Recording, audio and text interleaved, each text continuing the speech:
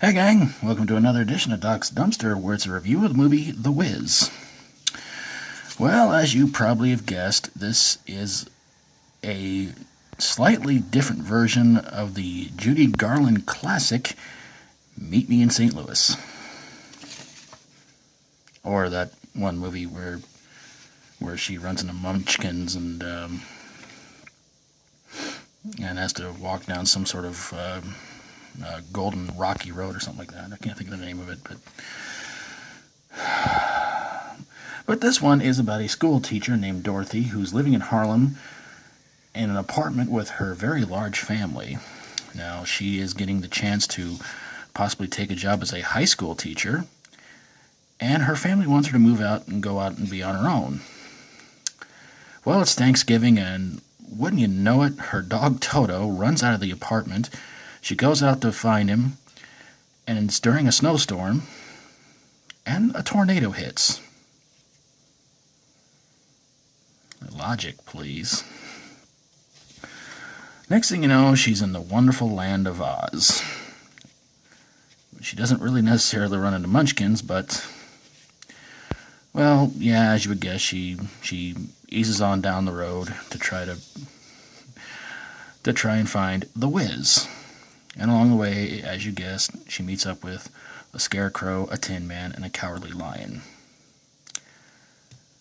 And when they all meet up with the Wiz, well, it's pretty much what you expect. He wants the Wicked Witch of the East to be eliminated. And then Dorothy can go back home and everybody can get whatever they want to. Well, of course, along the way, they are being chased by the Flying Monkey Gang on motorcycles.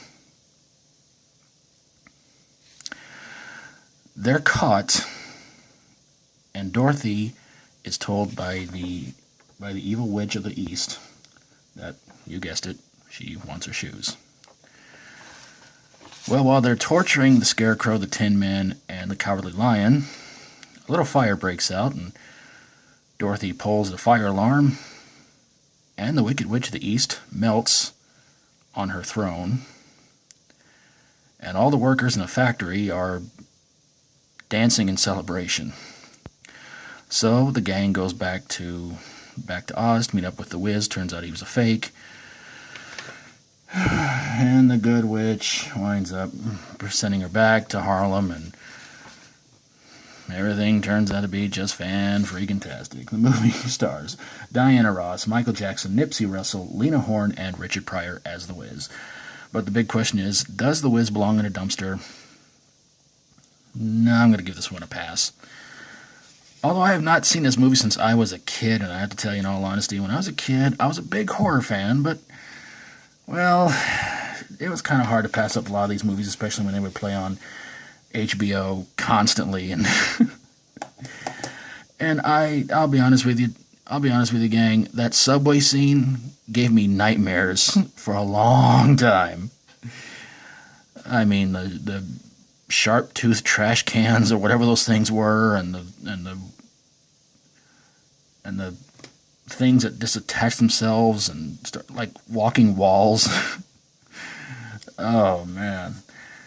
I don't really review musicals on here very often. In fact, I can't even remember the last time I did review a musical on here. If you can, please put it in the comments below. The movie was not exactly a big hit at the box office, but it's a fun movie. I mean, yeah, the music is a little bit more well, most of the music is upbeat. Not when Dorothy's in her apartment crying about being scared. And there was the end scene where Dorothy is singing, and the good witch is singing, and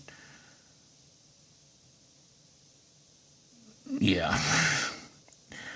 I mean, I have to admit, the movie's sets and a lot of things on it were pretty awesome. Of course, the screenplay was done by Joel Schumacher, so maybe he had something to do with a lot of the sets too.